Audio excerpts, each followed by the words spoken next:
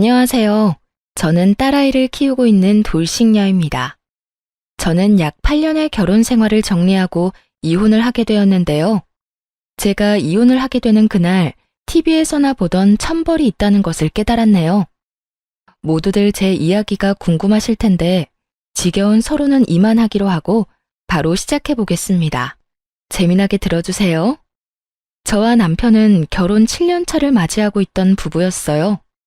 저희에겐 눈에도 넣어도 아프지 않은 5살 된 딸아이가 있었습니다. 이제 5살이니 싫고 좋음을 표현하고 제법 대화가 통하긴 하지만 아이는 아이인지라 육아가 고된 건 어쩔 수 없는 일이었죠. 고된 육아와 사회생활로 지친 남편과 저 사이엔 사랑보단 동료애가 가득했고 그랬기에 어느 순간부터 사랑한다는 말 대신 힘내자, 수고했다는 말이 오가고 있었어요. 그렇다고 해서 그런 관계에 불만이 있다던가 섭섭함은 없었어요. 죽고 못 살아 결혼까지 했다고 한들 언제까지나 사랑만으로 살 수도 없는 노릇이고 남편과 제 사이에 사랑이 지고 피어난 동료애는 사랑이 밑바탕 되었기에 가능한 것이라 생각했기 때문이었어요. 이렇듯 남편과 제 사이엔 동료애라도 있었는데 시댁과의 관계에선 미운정만 남은 상태였어요. 아니, 미운정도 아닌 그냥 미운 상태였어요. 그 이유는 제가 아들을 못 낳았다는 이유 때문이었는데요. 남편은 누나 3명의 아들 하나로 아들 하나를 낳기 위해 갖은 노력을 다해 겨우 낳은 아들이었죠. 그런 아들이 결혼을 해서 딸 하나만 낳고 아들 소식이 없으니 그 원망들이 만만한 저를 향해 쏟아졌어요. 간혹 시누이들이 이런 사실을 알고 제 편을 들어주며 이런 말을 해주곤 했어요. 엄마, 아들 소식 없는 걸 왜 올케한테 뭐라고 그래? 아들 낳고 싶다고 생각만 하면 낳게 되는 것도 아니란 걸 다른 사람도 아닌 엄마가 더 잘 알면서. 그러고 이세 문제는 쟤들이 알아서 할 문제지 엄마가 나서서 이래라 저래라 할 문제가 아니라고. 그러니까 제발 올케 좀 그만 괴롭혀요. 이런 말을 듣고도 시모는 무시하기 일쑤였는데 가끔 입을 연다면 이런 말을 하곤 했습니다. 줄과 외에는 조용히 해. 이건 우리 집안 문제니까 넌 네 시댁 일이나 신경 쓰라고.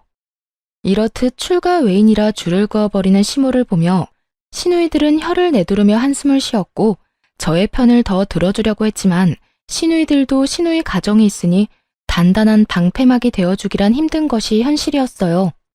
시부는 저에게 아들 하나 못 낳은 며느리라고 제 말에는 대답도 하지 않고 무시했고 시모는 갖은 말로 저에게 상처를 주곤 했습니다. 멀리 떨어져 살았던 터라 자주 오갈 수 있는 건 아니었지만 전화로 하는 시집살이 또한 만만치 않았기에 저는 정신적으로 피폐해졌어요.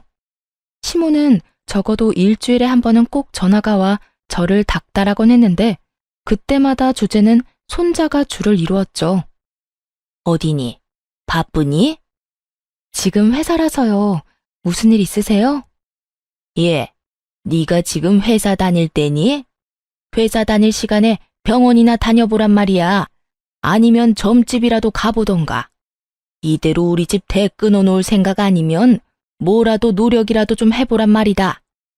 어머님, 제가 병원에 가고 싶다고 한들 아무 소용없는 거 아시잖아요. 그이가 하윤이 하나면 만족한다고 하는데 제가 뭘 더 어쩌겠어요. 저 혼자 병원 가서 되는 것도 아니고. 저한테 계속 이러지 말고 하윤이 아빠를 먼저 설득해 보세요. 너도 설득 못하는 걸 내가 어떻게 설득하니? 넌 네 남편 하나 못 구워 삼고 뭐하니? 내가 정말 너만 보면 답답해 죽겠다. 뭐 하나 제대로 하는 게 없어. 어머님도 설득 못한 어머님 아들 저라고 뭐 되겠어요? 어머님 아버님 마음 모르는 건 아닌데 사실 저희는 하윤이 하나로 만족해요. 요즘 같은 세상에 아들, 딸이 뭐가 중요하다고 매번 이러세요. 그러지 말고 이제 포기해 주세요. 정 포기가 안 되면 어머님 아들 먼저 설득하시던가요. 이것 봐. 내가 이럴 줄 알았다니까. 네가 딸 하나 낳고 그걸로 만족한다 생각하고 있는데 아들이 생기겠어? 빌고 또 빌어도 가지기 힘든 게 아들이야. 그러니까 그런 생각은 하지도 말고 뭐든 노력해보란 말이야. 너 아들 못 낳으면 다신 이 집에 발걸음도 못하게 할 테니 그런 줄 알아. 오지 말라고 하면 누가 겁이라도 먹는 줄 알았는지 으스대며 말하는 꼴을 보니 참 코웃음이 다 나오더라고요. 그렇게 해주시면 저도 감사하죠. 어머님이 먼저 그렇게 말씀하셨어요. 아들 못 낳으면 시댁에 올 필요도 없다고. 시모의 으스대는 꼴에 마음의 소리가 나버렸고 시모는 제가 그것만은 절대로 안 된다고 빌기라도 할 줄 알았는지 도리어 고맙다고 하는 제 말에 당황한 듯 말까지 더듬으며 되묻더라고요. 뭐야? 그렇잖아요. 아버님은 제가 무슨 말을 해도 들은 척도 안 하시고 어머님은 제가 갈 때마다 말로 상처 주는데 저라고 뭐 가고 싶어서 간 시댁이었겠어요? 도리는 다 하고자 해서 갔던 거 아닐까요? 그런데 어머님이 이렇게 친절도 하시게 오지 말라고 하시니 앞으로 아들 낳지 못하면 가지 않도록 하겠습니다. 그러면 들어가세요. 귓등으로 듣는 것도 하루 이틀이지 어느 순간부턴 저도 제 할 말은 하며 살게 되었고 시모는 그때마다 파르르 하며 화를 냈지만 그 순간뿐 다시 연락이 오곤 했어요. 하루가 멀다고 어느 날은 임신 종용, 하루는 옆집 개가 출산을 했는데 순혼만 낳았다. 이런 말을 듣고 있노라면 정말 정신병에 걸릴 것만 같더군요. 이런 모든 것들이 너무 힘들어 남편에게 하소연이라도 하고 있으면 언제나 결론은 남편이 시모에게 다시 이야기한다는 말이었어요. 여보, 오늘 또 어머님 전화 오셨어. 글쎄 오늘은 아들 못 낳을 거면 시댁에 오지도 말라고 하시더라. 그래서 안 간다고 하고 끊어버렸어. 끊고 나서도 내가 왜 이런 말을 듣고 있어야 하나 싶더라니까. 한두 번도 아니고 그냥 그러려니 해. 그렇게 매번 스트레스 받아 하면 당신만 힘들어. 정 안 되면 나한테 전화하라고 말하라고 해. 사실대로 말하면 되지. 당신은 둘째 가지려고 하는데 내가 싫어한다고. 내가 그 말을 안 했을까 봐서 다 했어. 그런데도 어머님은 오로지 나만 잡으니까 문제지. 아니, 어머님도 아들 못 낳아서 그 시집살이를 당했다면서 어떻게 나한테 그렇게까지 하실 수가 있지? 아마 엄마는 본인 당한 거에 비하면 이건 아무것도 아니라고 생각하고 있을걸? 하여튼 너무 마음에 담아두지 말고 한 귀로 듣고 한 귀로 흘려. 나도 엄마한테 다시 말할 테니까. 그런데 여보, 진짜 우리 둘째 가지는 건 싫은 거야? 둘째도 딸이면 어쩔래? 나는 좋지만 당신은 더 힘들지 않겠어? 그리고 애 하나 키우는데 돈이 얼마나 드는데 쉽게 내릴 결정은 아니지. 아무리 아들 낳으면 아버지가 크게 한몫 주신다고 해도 그건 정말 아들 낳았을 때 일이고. 난 지금 우리 딸만 해도 만족해. 그래, 나도 우리 딸만으로도 충분히 행복한데 워낙 스트레스 받으니까 이야기해봤어. 그래, 나도 엄마한테 다시 이야기할게. 늘 결론은 같았고 남편이 시모에게 다시 말한다고 한들 달라지는 점은 없었어요. 하지만 대화를 나누며 싸우는 것도 아니었고 그런 대화 와중에 감정이 상하는 것도 아니었기에 시댁과의 감정은 좋지 않다고 해도 남편과의 관계는 끈끈하다고 믿어 의심치 않고 있었죠. 이런 남편이 어느 순간부터 점점 변해가고 있다는 생각이 들기 시작하더군요. 당시 딸은 어린이집을 다니고 있었는데 아침엔 출근길에 제가 등원을, 오후엔 남편이 퇴근길에 하원을 해주고 있었어요. 그런데 아이를 데리러 갈 시간이 지났는데 남편이 전화도 받지 않고 오지도 않는다는 연락이 심심치 않게 오더라고요. 여보, 어디야? 아직 회사야? 지금 가고 있어. 지금? 이렇게 늦을 것 같으면 선생님한테 연락을 해줘야지. 정 안 되면 나한테라도 연락했으면 내가 일찍 마치고 갔을 거 아냐. 요즘 따라 왜 이래? 혹시 회사에 일찍 나온다고 말하기 곤란한 상황인 거야? 일 처리하다 보면 이런 일 저런 일 다 생기는 거 당신도 알잖아. 나도 시간 내에 어떻게 해서 끝내보려고 정신없이 일하다가 연락 못한 거라고. 나라고 안 하고 싶어서 안 한 게 아니란 말이야. 하여튼 앞으로는 안 될 것 같으면 미리 연락할 테니까 잔소리 좀 그만해. 잔소리하는 게 아니라 그런 상황이면 내가 하윤이 데리러 가면 되니까 미리 말해달라고 하는 거야. 사람 말을 왜 그런 식으로 예민하게 받아들이는 거야? 그렇지 않아도 정신없는데 당신까지 전화로 이러니까 그렇지. 지금 어린이집 앞이니까 끊어. 집에서 이야기하자고. 날이 선 목소리에 짜증 가득한 말투. 남편이 예민한 상태라고 생각하긴 했지만 바쁜 시즌이기도 했고 아이 때문에 다른 사람보다 일찍 퇴근해야 하니 나름대로 예민해질 수밖에 없는 사정이 있겠거니 했어요. 거기에다 저 역시 회사 일로 정신이 없어 그냥 그러려니 하고 남편의 말을 믿고 넘긴 것이었죠. 그렇게 예민해진 남편의 눈치를 살피던 어느 날이었어요. 시모가 아무런 말도 없이 집으로 찾아왔더라고요. 때마침 주말이었던 터라 집에 있을 거라 확신하고 아침 7시부터 불시에 들이닥친 것이었어요. 어머님, 이 시간에 연락도 없이 무슨 일이세요? 아침부터 어디 갈 일은 없을 테니 연락도 없이 왔지. 하윤이는 일어나 있을 테고 우리 아들은 자니? 아, 네. 하윤이 아빠는 어제 늦게 들어와서 아직 자고 있고 하윤이는 아까 일어나서 놀고 있어요. 하윤이 아빠 깨울까요? 됐다, 돌아. 피곤한 사람 깨우긴 왜 깨워? 아이고, 일단 이거부터 받아봐라. 무거워서 팔 떨어지겠어. 시모는 끙끙거리며 저에게 박스를 건넸고 받아서 들었더니 한약이더라고요. 어머님, 이게 무슨 약이에요? 무슨 약이긴 네 약이지. 임신 잘 되는 약이야. 용하다는 데서 지어왔는데 그 약 먹고 아들 낳은 사람이 한두 사람이 아니다더라. 이거 먹기만 하면 아들은 무조건 낳는다고 하니 빼놓지 말고 먹기나 해. 내가 큰맘 먹고 큰돈 주고 사온 거니까. 세상에 그런 약이 도대체 어디 있냐고 말하고 싶은 걸 얼마나 참았나 모릅니다. 하고 싶은 말을 곧이곧대로 다 했다간 괜한 말만 길어질 것이 뻔했기에 그냥 참기로 한 것이었죠. 시모는 한약을 제게 건네고 딸이 있는 거실로 가며 아침을 차리라고 했고 전 일단 밥부터 먹이고 보내자 싶었어요. 그렇게 주방에서 상을 차리는데 거실에서 시모의 말소리가 들린다 싶더니 딸의 우는 소리가 들려오더라고요. 네가 그냥 나올 게 아니라 뭐라도 하나 달고 나왔으면 내가 이 고생은 안 해도 될 텐데. 넌 도대체 엄마 뱃속에서 뭐 했니?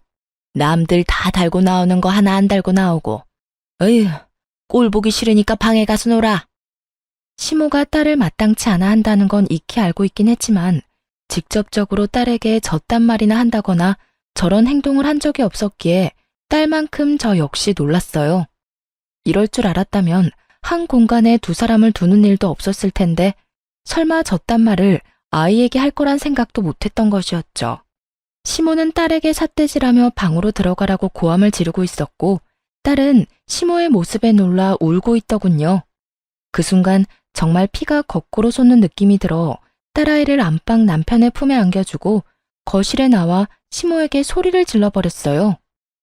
지금 뭐 하는 짓이세요? 왜 애꿎은 하윤이한테 이러세요? 내가 뭘 어떻게 했다고 그러니? 못할 말한 것도 아니고 없는 말한 것도 아닌데. 그런 말은 애한테 할 말도 아닐 뿐더러 그런 행동은 절대로 하면 안 되는 행동인 거 모르세요? 애가 얼마나 놀라고 상처받을지 그런 생각은 전혀 안 하시냐고요. 어머님한테 하윤이는 손주도 아니에요? 어쩌면 손주한테 그런 식으로 행동할 수 있냐고요. 내 아들 딸이니 손주가 맞긴 하다만 달가운 손주가 아니란 건 너도 잘 알지 않니? 내 입장에서 머리라도 한 대 콱 쥐어받고 싶은 걸 그냥 눈앞에서 사라지라고 해준 거다. 그러니까 네가 지금 나한테 화낼 게 아니라 고맙다고 해야 할 상황이다 이 말이야. 그런 말이나 하실 거면 그냥 돌아가 주세요.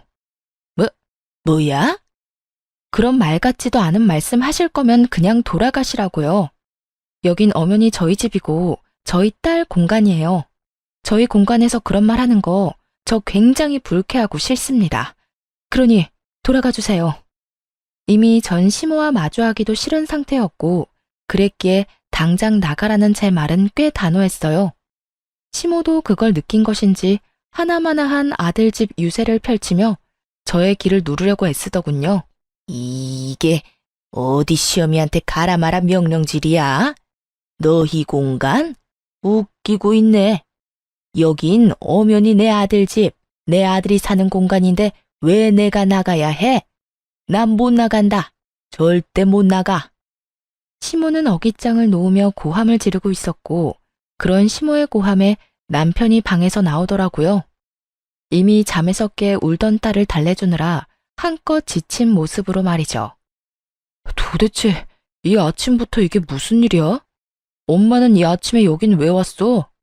당신은 왜 아침부터 그렇게 화를 내는 거고?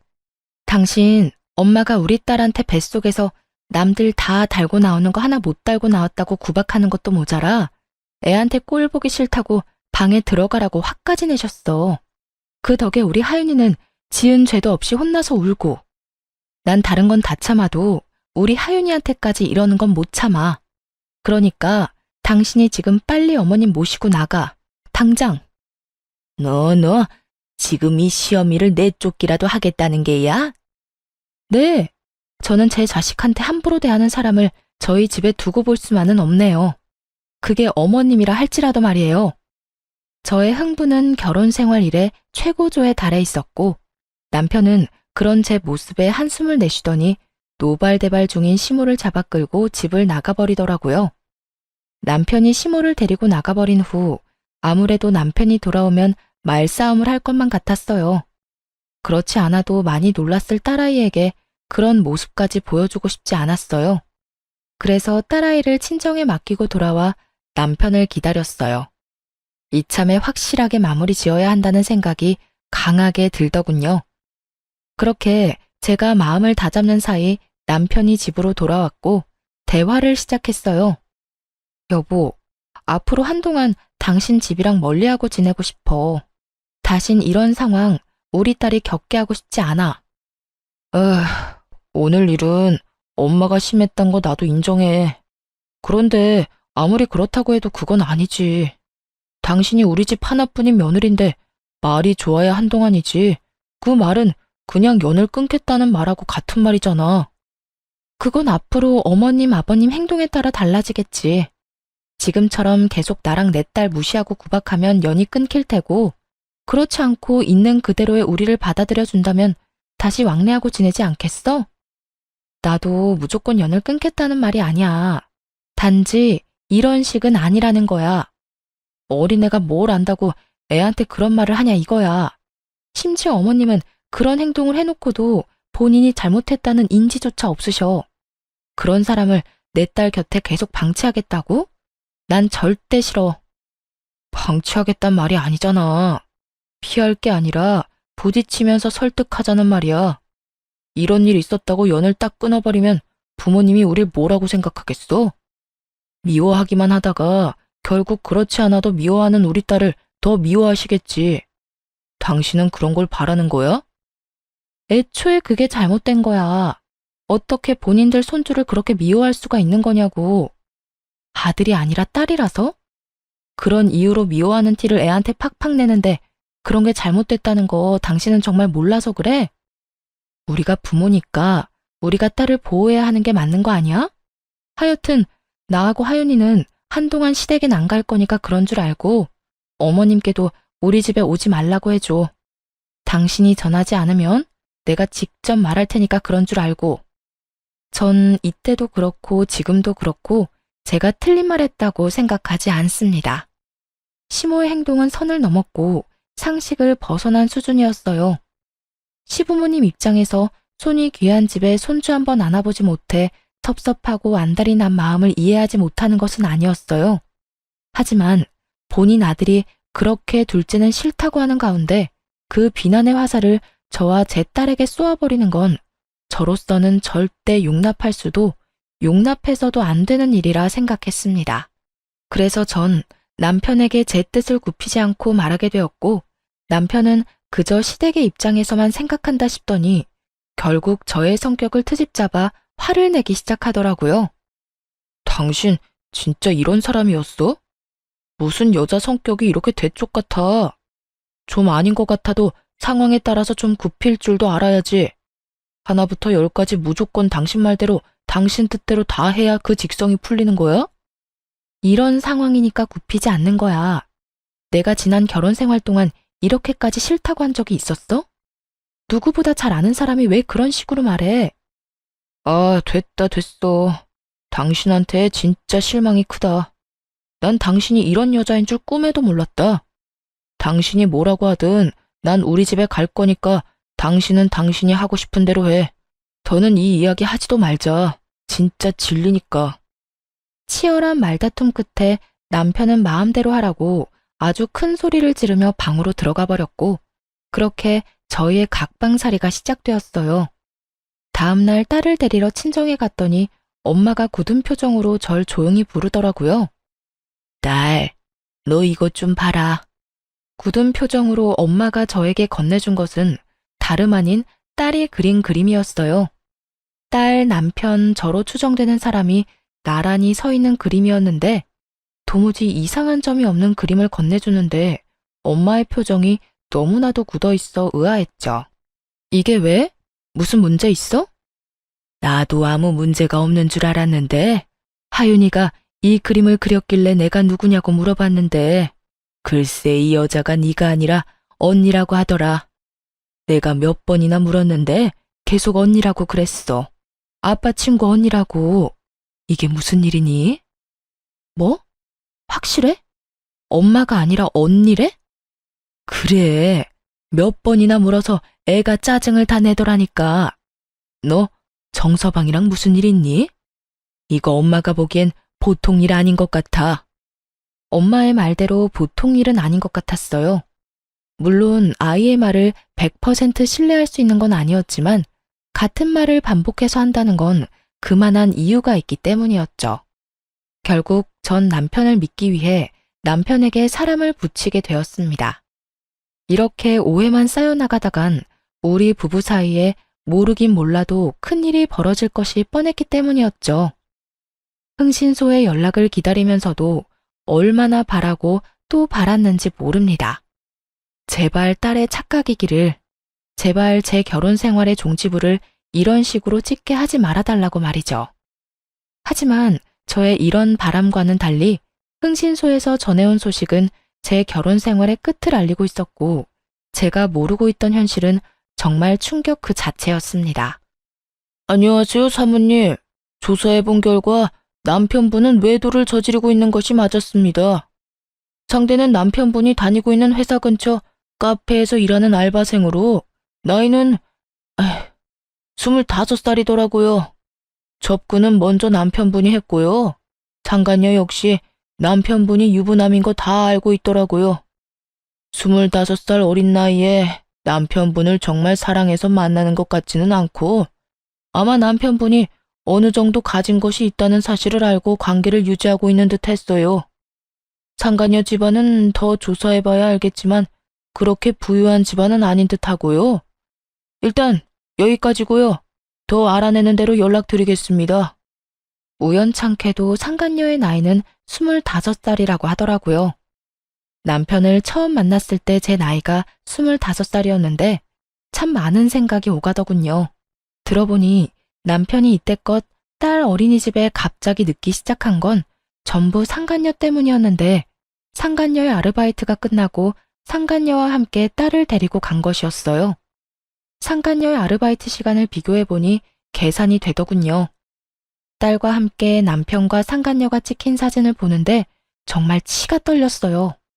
외도를 저지른 것도 치가 떨리는데 그 더러운 현장에 딸도 함께 데리고 있었다는 사실이 저를 더욱 화나게 했어요. 그 모진 순간들에도 저는 남편을 정말 믿었는데 그랬기에 지금까지 버틸 수 있었던 것이었는데 처음 안 순간부터 해서 지금까지 함께한 세월이 얼만데 어떻게 그런 우리의 시간을 이런 식으로 마무리하게 만드나 싶더군요. 남편에 대한 배신감은 생각보다도 컸고 외도 사진들을 보며 얼마나 울고 또 울었나 몰라요. 연애 시절 저를 향하던 남편의 미소를 사진에서 보는 순간 전 아이를 위해서라도 이혼을 해야만 한다는 생각이 들더군요. 더는 남편에겐 저와 딸이 있는 가정은 필요 없어 보였으니까요. 그렇게 전 친정 부모님께 모든 사실을 털어놓고 딸을 부탁드리고 이혼 준비를 시작했어요. 증거가 명확한 덕분에 이혼 준비는 수월하게 진행되었고 마무리가 될 무렵 상간녀를 찾아갔습니다. 어떤 여자인지 직접 보고 싶었거든요. 상간녀가 일하는 가게에 들어서는 순간 저를 알아본 상간녀의 표정이 순식간에 굳더군요. 저는 주문도 하지 않은 채 테이블로 가서 앉았고, 그런 제 테이블로 상간녀가 물을 가지고 와 맞은편에 앉더라고요. 무릎을 꿇고 비는 건 아니더라도 최소한 죄 지은 얼굴이라도 할 줄 알았는데, 예상과는 달리 상간녀는 당당하게 저에게 이런 말을 했어요. 남의 직장까지 왜 찾으러 온 거예요? 저한테 무슨 할 말이 있다고. 정말 뻔뻔하기가 하늘을 찌르지 않나요? 상간녀는 귀찮아 죽겠다는 표정으로 저에게 이런 말을 했고, 전 그런 상간녀를 쏘아보며 이렇게 말해주었어요. 몰라서 물어? 도대체 얼마나 뻔뻔한 인간이길래 유부남이나 만나고 돌아다니나 싶어 그 면상이나 보러 왔는데, 생각보다 더 뻔뻔하네. 나 방금 깜짝 놀랐잖아. 너무 당당해서 내가 상간녀라도 된 줄 알았어. 제가 당당하지 못할 이유가 없잖아요. 말이야 바른말이라고 남편 관리 못한 사람이 잘못이지 제가 무슨 잘못이 있겠어요? 전 그저 제가 좋아 죽겠다는 오빠 마음 받아준 것밖에 없다고요. 아, 그러니까 넌 유부남이든 말든 널 좋아 죽겠다고 하니 불륜을 저지른 것뿐이라는 거네? 사랑은 죄가 아니다. 이런 말을 하고 싶은 거네? 그렇죠. 오빠가 그러는데 어머님이랑 아버님이 손주 기다린다고 하더라고요. 만약 제가 아들 하나 낳아주기만 하면 그쪽 같은 여자랑은 당장 이혼한다고 하기도 했고요. 나이도 어리겠다, 자궁도 건강하겠다. 낳다 보면 그깟 아들 하나쯤은 시간 문제 아니겠어요? 그러니까 험한 꼴 당하기 전에 스스로 물러나요. 같은 여자로서 걱정되어서 하는 말이에요. 걱정? 참 감동적이네. 가정 있는 남자 만나느라 그렇지 않아도 바쁠 텐데 내 걱정까지 해주고 말이야. 그런데 어떡하지? 난 네 걱정 따위는 필요 없는데. 내 앞에서 자존심 세워봤자 소용없어요. 그렇게 아득바득 노력해봤자 어차피 그쪽은 나한테 남편 뺏긴 불쌍한 여자일 뿐이니까요. 그러니 내가 한 말 너무 고깝게 듣지 말고 새겨들어요. 아, 그리고 내가 그쪽한테 위자료 많이 챙겨주라고 우리 오빠한테 잘 말해둘 테니 애 키울 돈 걱정은 하지 말아요. 나 그렇게까지 못된 사람은 아니거든요. 찾아올 때만 해도 조용히 있다가 가려고 했는데 상간녀 하는 꼴을 보니 그냥 가선 안 될 일이더군요. 남의 가정을 파탄으로 몰고 간 주제에 당당해도 너무 당당한 꼴을 짓밟아줄 필요가 있다고 생각했어요. 그래서 전 그대로 자리에서 일어서 상간녀의 뺨을 내리쳐버렸어요. 양쪽 뺨 다 말이죠. 갑자기 일어난 상황에 가게한 모든 시선은 저희에게로 향했고 전 상간녀를 향해 이렇게 말해주었어요. 뭘 그렇게 봐. 네가 내 남편을 빼앗아 갔는데 이 정도는 해야 내 속이 풀리지 않겠니? 위자료? 잘 말해주면 좋지 나도. 그런데 내 위자료는 내가 알아서 잘 받아낼 수 있으니까 걱정하지 마. 참고로 너한테도 받아낼 생각이니까. 너도 돈 준비하는 게 좋을 거야. 금액이 네 생각보단 꽤 클 거야. 그러니까 넌 돈 준비나 똑바로 하고 아들 낳을 준비나 해. 너도 나처럼 아들 못 낳으면 네 오빠가 또 바람 피울지 누가 알겠니? 그럼 나는 이만 가볼 테니까 그딴 쓰레기 같은 집안에서 다 같이 한번 잘 썩어봐. 상간녀는 저를 노려보며 부들부들 떨고 있었고 전 그런 상간녀를 뒤로 한 채 집으로 돌아왔습니다. 소파에 앉아 얼얼한 손을 식히고 있는데 화가 난 남편이 집으로 들어와 저에게 따져묻기 시작하더군요. 야, 너 꼭 거기까지 찾아갔어야 했어? 너랑 내 문제인데 왜 M&A를 찾아가서 그 곤욕을 겪게 만들어? 그 순간에도 남편은 제가 외도 사실을 안 것 자체에는 관심조차 없었고 그저 상간녀가 겪게 된 상황만 불만이 가득해 보이더라고요. 정말 오만정이 다 떨어진다고 그러죠? 저는 남은 정이 없다고 생각했는데 그렇지 않았는지 노발대발 남편을 보고 있는데 정이 뚝뚝 떨어지는 느낌이 들었어요. 이게 어떻게 너랑 내 문제만 돼? 그리고 곤욕? 나는 내 남편과 내 딸의 아빠를 잃게 생겼어. 그런데 그까짓 일이 곤욕이래? 그래, 네가 오늘 찾아가서 그 난리를 피워준 덕분에 유진이 일자리도 잘리고 얼굴까지 못 쓰게 됐더라. 네가 때렸다며? 그러면 내가 거기까지 그냥 인사만 하려고 간 줄 알아? 그리고 똑바로 알기나 해. 딱 2대 때렸어. 그 2대로 걔 얼굴이 못쓰게까지 됐다고 하면 걔 얼굴에 문제가 있는 거야. 알겠어? 진짜 못쓰게 만들어주려다가 겨우 참은 사람 그만 건드려. 진짜 이해가 안 돼서 하는 말인데 지금 당신이 뭘 잘했다고 나한테 큰 소리야? 지금 무릎 꿇고 제발 이혼해달라고 빌어야 하는 상황인 거 몰라? 너 지금 내가 이혼 안 해주면 이혼도 못해. 배운 만큼 배웠다는 사람이 몰라서 이렇게 내 앞에서 당당한 거야? 내가 바람 피운 것까지 다 알게 됐는데 당신이 나랑 계속 살겠어? 그럴 리가 없잖아. 그동안 허투루 산 건 아니었나 보네. 그건 아는 걸 보니 말이야. 그래, 나 이혼할 거야. 그런데 그냥 편하게는 이혼 못 해주지. 원하는 게 뭐야? 양육비 다 필요 없으니까 이 집 나한테 넘겨. 위자료도 물론 줘야 할 거고 나 상간녀 소송도 할 거니까 그런 줄 알아. 뭐? 이 집을 넘기라고? 그게 말이나 돼? 이 집 살 때 내 돈도 절반 들어갔고 그 절반만 넘기는 건데 뭐 그렇게 쪼잔하게 굴어. 이 이혼 하루라도 급한 사람은 내가 아니라 너 아니니? 얼른 그 여자랑 살림 차리고 아들 하나 낳아야 할 거 아니야. 그 여자는 그런 삶을 원하는 것 같던데. 남편은 고민하는 듯 싶더라고요. 집을 넘기는 것이 아깝긴 하지만 25살의 어린 상간녀를 잃는 것이 더 아까웠던 남편은 결국 저의 뜻대로 해주기로 했습니다. 정말 최악 중에 최악이지 않나요? 딸의 면접 교섭권도 포기하고 오로지 어린 여자 하나에 미쳐서 모든 것을 넘겨버리는 그 꼴이 말입니다. 그렇게 미쳐준 덕에 저는 제가 원하는 걸 다 가지긴 했지만 한심한 마음이 드는 건 어쩔 수가 없더라고요. 어쨌든 저는 이혼을 진행하게 되었고 상간녀 소송도 진행해 위자료를 받을 수 있었어요.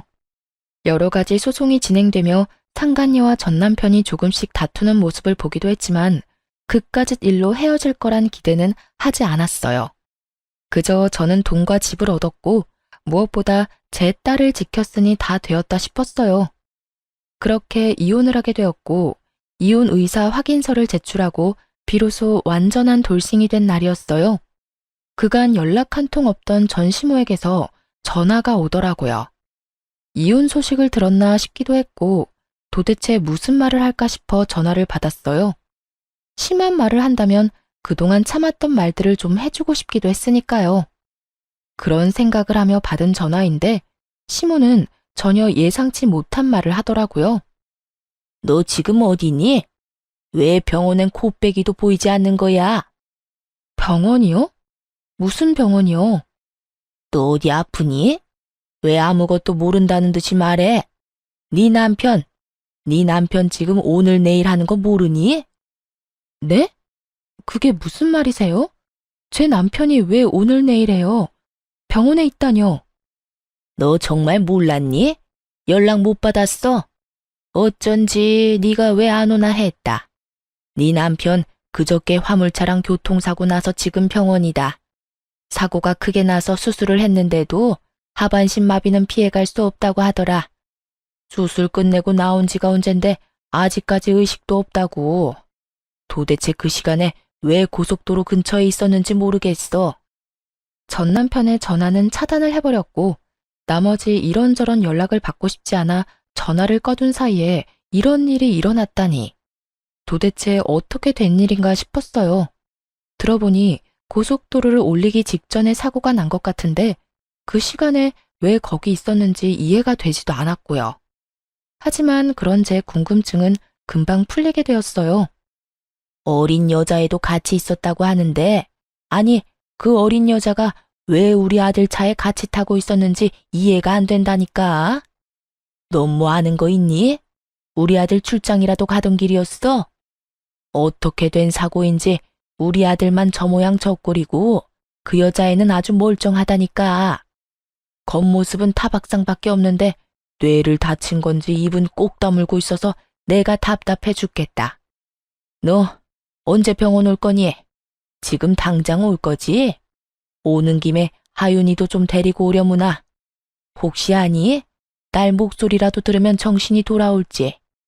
그래요. 전 남편은 저와의 이혼을 기념하기 위해 상간녀와 여행을 떠나던 도중 사고가 난 것이었어요. 생각보다 크게 난 사고에 남편은 하반신 마비가 되어버렸고 상간녀는 크게 다치지 않아 의식이 돌아오긴 했지만 신분 상승의 꿈을 눈앞에 두고 무산되어 버리자 그 충격에 입을 다물고 있었던 것이었어요. 전 아무것도 모르고 딸아이까지 들먹이며 당장 병원으로 오라는 시모에게 모든 사실을 알려주기로 했어요. 어머님, 아니, 아줌마, 저 이제 아줌마 며느리 아니에요. 무엇이 어쩌고 저쩌고 해? 아줌마? 며느리가 아니야? 네, 저 오늘부로 이혼 확정나서 서류도 다 정리됐고요. 이제부터 아줌마 며느리는 제가 아니라 거기 입 꼭 다물고 있는 그 어린 여자애가 아줌마 며느리예요. 말이 되는 소리를 해라. 저 젊은 여자애가 왜 내 며느리야? 너 지금 어디 아프니? 그렇지 않고서야 그런 말도 안 되는 소리를 해. 아줌마 능력 좋은 아들이 글쎄 25살짜리 여자랑 산다고 가정을 버렸지 뭐예요? 그러니 제가 아니라 그 망연자실에서 아무 말도 안 하고 있는 그 여자애가 아줌마 며느리 아니겠어요? 이제 전 엄연한 남이니까 남한테 전화해서 엄한 소리 하지 말고 예비 며느리한테나 가보세요. 저는 전화를 끊어버렸고 바로 전화기를 다시 꺼버렸어요. 이렇게 좋은 날 더는 방해받고 싶지 않았으니까요. 그렇게 집으로 돌아와 생각을 정리하는데 아무리 생각해도 하늘이 저를 대신해 전 남편에게 복수를 해줬다는 생각이 들더라고요. 그렇지 않고서야 하필 이런 타이밍에 이런 소식을 들을 순 없었을 테니까요. 이런저런 생각으로 만감이 교차하던 그때 전시모가 득달같이 집으로 찾아왔더라고요. 잔뜩 화가 난 채로 저를 남편 버린 여자로 몰아세우기 시작하는데 막장 드라마 작가가 따로 없더군요.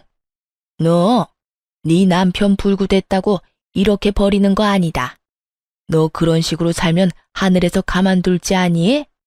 모르긴 몰라도 너도 살아가는 내내 순탄하지 않을 게야. 이 나쁜 것, 어떻게 그런 말도 안 되는 거짓말을 하는 것도 모자라 남편은 다 죽어가는데 자기 혼자 이러고 쉬고 있어? 아줌마, 이거 잘 보세요. 내 말이 거짓말인가 아닌가. 두 눈으로 똑똑히 보고 그딴 말도 안 되는 말 계속 하라고요. 저는 혼자 소설을 써대고 있는 전시모에게 외도 증거들을 보여주었습니다. 한참을 놀란 눈을 하고 증거들을 보던 전시모는 전 남편이 딸까지 데리고 상간녀를 만난 모습에 많이 놀란 듯 억소리까지 내더군요. 그랬겠죠. 전 남편이 딸이라면 죽고 못 사는 모습이 기억날 텐데 지금 본인의 손에 들린 사진은 다른 진실을 말해주고 있었으니까요. 이제 알겠죠? 제가 먼저 배신한 게 아니에요. 아줌마 아들이 먼저 외도를 저질렀고 그것도 모자라 그 여자 때문에 가정까지 버렸다고요. 그렇게 예뻐하던 딸 양육권까지 포기하고 가버린 건 다름 아닌 아줌마 아들이라고요. 아무리 그래도 너희가 함께한 세월이 얼만데 병원 정도는 가줄 수 있지 않니? 내가 이 나이에 그 뒷바라지를 어떻게 한단 말이니? 그러지 말고 한동안 병원 좀 가서 네가 우리 아들 병시중 좀 들어다오. 사람을 구하긴 했어도 믿을 수가 없어. 그러니까 네가 좀 가서 도우라니 말이야. 아줌마 아들이 누굴 닮아서 그렇게 뻔뻔하나 싶었더니 다 아줌마 닮아서 그리 뻔뻔했나 봐요. 뭐야? 아니 사람이 뻔뻔해도 정도가 있지. 어떻게 다른 이유도 아니고 남편이 바람 피워서 헤어졌는데 그런 전 남편 병시종을 들라고 할 수가 있어요? 진짜 궁금해서 묻는 말인데 아줌마 얼굴은 철판이라도 까졌어요? 그렇지 않고서야 이렇게까지 뻔뻔할 수는 없을 것 같아서요. 저는 제가 느끼는 감정과 더불어 머릿속에 있는 말들을 그대로 전시모에게 전해주었고 그런 제 말에 화가 머리끝까지 난 전시모는 제 머리채라도 잡을 요량으로 저에게 달려들더군요. 전 그대로 전시모의 손과 몸을 제압해버렸고 그대로 문 밖으로 던져버렸어요. 그리곤 예전 전시모가 사주었던 한약을 바닥에 고꾸라진 전시모에게 다 던져버리곤 이렇게 말했습니다. 워낙 귀한 거라고 하니 한 첩도 안 먹었어요.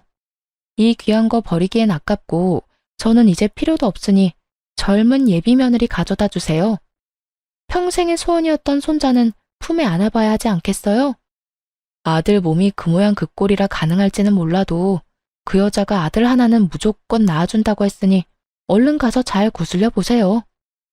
너, 네가 감히 나를 이딴 식으로 대해? 이딴 식으로 대해준 것만 해도 고맙다고 생각하세요. 생각 같아선 없던 죄도 만들어서 경찰에 신고하고 싶은 심정이니까. 감히 여기가 어디라고 찾아와서 이 난리예요? 여기가 어디긴? 여기 내 아들 집이지. 그래, 여기 내 아들 집인 거 잊었니? 너희가 아무리 반반 결혼했더라도 여긴 내 아들 명의로 된 내 아들 집이야. 아참, 그 말 한다는 걸 깜빡했네요. 이 집 애초에 아줌마 아들 명의였던 적 없어요.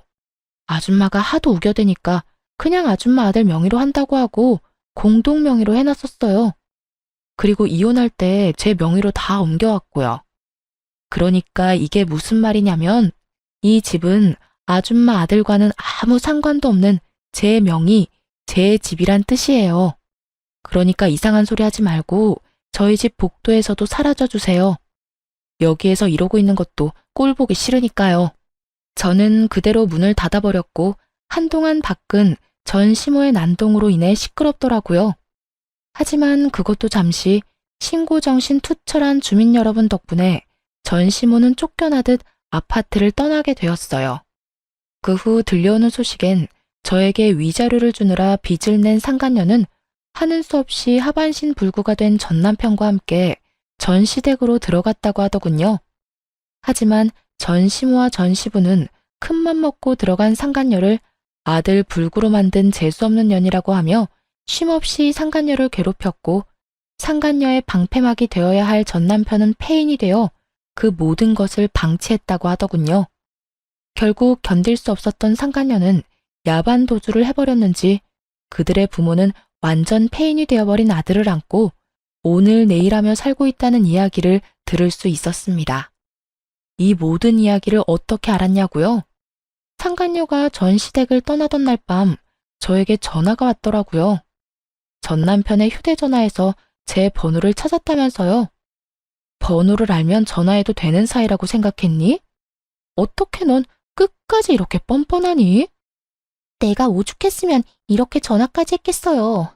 아줌마는 나한테 다 이야기해줄 수 있었잖아요. 오빠 식구들이 저런 인간 같지도 않은 인간이라는 거 말해줄 수도 있었잖아요. 그때 그 한마디만 해줬더라도 내 꼴이 이렇게까지 우스워지진 않았을 거라고요. 내가 뭘 잘못했다고 사람을 쥐잡듯이 잡아요? 내가 뭘 잘못했다고 아들 잡은 년 취급을 하냐고요. 내가 그런 말을 왜 해줘? 네 말대로 남편 관수도 못해서 딴 년한테 남편 뺏긴 여자가 너한테 그런 충고할 자격이나 있었겠어? 그리고 네 인생 네가 꼬아놓고 왜 엄한 사람 탓을 해? 정신 차려 이 한심한 거사. 어린 나이 하나 믿고 남자 홀릴 땐 언제고 이제 와서 뭐가 어쩌고 저쩌고 해? 왜 말을 안 해줬냐고? 아직 험한 꼴 덜 당했지. 인생 더 나락으로 가게 한번 만들어줘봐. 네가 어디 있는지 어디서 뭘 하는데 어떻게 해서든 알아내서 실시간으로 네 시엄마한테 다 알려줘봐. 이 여자가 진짜 미쳤나? 그러기만 해요, 어디? 내가 진짜 가만 안 있어. 그러니까 피차 귀찮은 일 만들지 말고 연락 좀 하지 마. 알겠어?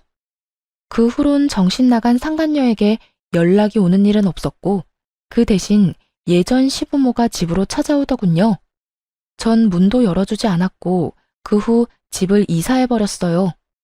집을 옮기는 김에 친정도 이사하게 되었고 큰 집을 사 함께 지내고 있습니다.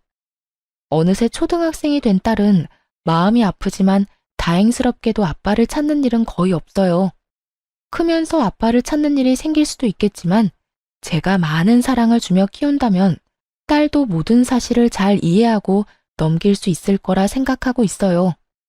처음 전 남편의 외도 사실을 알았을 때 이혼을 다짐하면서도 딸 때문에 고민하지 않았던 건 아니었어요. 이혼녀 딱지는 괜찮지만 이혼녀의 자식이라는 딱지는 딸에게 지게 하고 싶지 않았기 때문이었죠. 하지만 그런 걱정과 그런 우려가 무색하기도 딸은 밝고 건강하게 자라고 있고 이혼에 대해서도 천천히 조금씩 잘 받아들이는 것 같아 여러모로 다행스러운 요즘이네요. 앞으로도 딸에게 더 많은 사랑을 주고 더 많은 시간을 함께 보낸다면 조금이라도 아빠에 대한 부재를 메워줄 수 있지 않을까 합니다. 이로써 저의 사연도 끝이 났습니다. 함께 해주신 모든 분 감사합니다. 다들 건강하세요.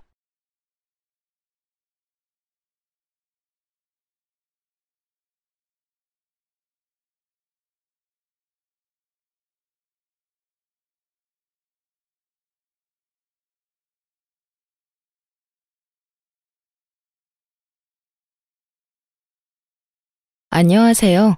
저는 얼마 전 기막힌 이유로 이혼을 하고 딸아이 하나와 둘이 살고 있는 싱글맘입니다.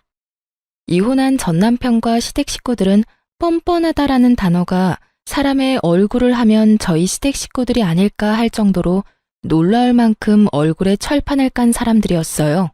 하지만 그런 면모를 결혼하기 전까지는 정말 전혀 몰랐어요. 그냥 약간 예민한 시모, 그리고 약간 푼수 같은 시부, 그냥 그런 사람들인 줄만 알았거든요. 그런데 남편까지도 그렇게 우유부단하고 박쥐 같은 인간인지 제가 몰라봤던 거죠. 저희 어머니는 결혼 전 연애를 할 때 힘든 일을 한 번씩은 겪어봐야 그 사람에 대해 알 수 있다고 생각하는 사람이었습니다. 하지만 저희에게 그렇게 크게 힘든 일이 있지도 않았고 도리어 굉장히 일사천리로 빠르게 결혼이 진행됐던 것 같아요. 남편은 공무원으로 일하고 있었고 저는 대기업 금융회사에서 일하는 사람이었습니다. 처음에 상견례를 하기 위해 친정 부모님과 예비시댁 쪽 식구들이 만났을 때 친정엄마는 영 못마땅해 하셨어요. 딸, 너희 시어머니 될 뿐 말이지. 인상이 너무 안 좋아. 늙으면 살아온 가정이 얼굴에 기록된다고 하거든. 그런데 얼굴이 힘든 것도 아니고 너무 신경질적인 표정이야. 너 진짜 괜찮겠니? 말해보니까 더더욱 그런 생각이 든다. 말에 뾰족뾰족 가시 있는 것이 너 결혼하고 힘들까봐 걱정이네. 그래? 나한텐 그렇게까지 예민하게 말씀 안 하시는데. 친정엄마의 말에 친정아버지가 친정어머니를 나무라셨어요. 거 허튼 소리 좀 그만해. 사위들 총각은 성격 좋기만 하던데 뭘. 우리 딸 사랑한다니 무슨 일 있더라도 서로 잘 도우며 해결할 수 있겠지. 벌써부터 걱정하고 난리야? 애 결혼이 장난도 아니고 아니다 싶으면 빨리 정리하는 것도 한 방법이죠. 결혼은 신중하게 생각하는 게 맞아요. 네 남편 될 사람은 그리 안 보이기는 하는데 어른들이 참 인상이 별로라 걱정이야. 엄마, 걱정하지 마. 힘든 일 있으면 그 사람이랑 같이 이겨낼게. 그리고 우리 시부모님들 나한테 그렇게 깐깐하게 구는 사람들 아니셔. 네가 그렇다면 다행이긴 한데 엄마는 영 탐탁치 않는구나. 그런 엄마의 걱정에도 저는 아무런 걱정이 없었어요. 남편은 참 좋은 사람이었으니까요. 분명히 시댁과의 일이 생겨도 남편이 지켜줄 거라고 생각할 정도로 말이죠. 하지만 결혼하고 얼마 지나지 않아 제가 얼마나 안일하게 생각했는지 알게 됐어요. 저는 연봉이 꽤 높은 상태였어요. 공무원이 남편보다 돈을 더 잘 벌었거든요. 그래서 저는 제 일에 애착을 가지고 있었어요. 솔직히 돈을 많이 벌어서가 아니라 그 일과 직장이 너무 저랑 궁합이 좋았기도 했어요. 그래서 일을 그만둘 생각은 전혀 없었어요. 임신을 하고 출산을 하더라도 말이죠. 그 부분에 대해서는 남편과 굉장히 많은 이야기를 나누었답니다. 결혼 전에도 물론이고 결혼 후에도 물론이고요. 남편은 제가 직장을 가져서 돈을 벌어주는 것이 좋다고 이야기를 했고 육아는 자기도 충분히 도움이 될 수 있을 거라고 호언장담했죠. 저는 남편 말을 믿었습니다. 본인이 할 수 있다고 하니까요. 그런데 상황이 닥쳐봐야 아는 거예요. 막상 아이를 가지고 나니 슬슬 불안한 마음이 들기 시작했습니다. 제 배는 이미 가득 불러오는데 남편은 여전히 집안일을 도울 생각도 없어 보였어요. 애가 생기면 잘하겠다느니 애가 생기면 자기도 달라지겠다느니 그런 말을 연신 뱉어냈지만 실상은 전혀 도움이 되지 않았죠. 그런데 그런 남편의 문제는 정말로 아주 사소한 일이었어요. 그 다음에 터질 일에 비하면요. 아이를 낳기 위해 출산 휴가를 쓰고 예정일을 며칠 앞둔 어느 날, 시어머니에게 전화가 왔습니다. 네, 어머님. 너 내가 하라는 대로 했니? 어머니, 제가 말씀드렸지만 제 직장은 복지도 좋고 돈도 많이 주는 좋은 직장이에요. 섣불리 나왔다가 다시 돌아가지 못하면 저만 손해라서요. 육아휴직 기간도 충분하고. 솔직히 어머님이 왜 저한테 일을 그만두라고 하는지 아직까지 잘 모르겠네요. 저는 시모의 전화를 받고 머리가 지끈거리는 기분이었습니다. 시모가 하는 말은 간단했어요. 이제부터 애를 키워야 할 테니 일을 그만두라는 거였죠.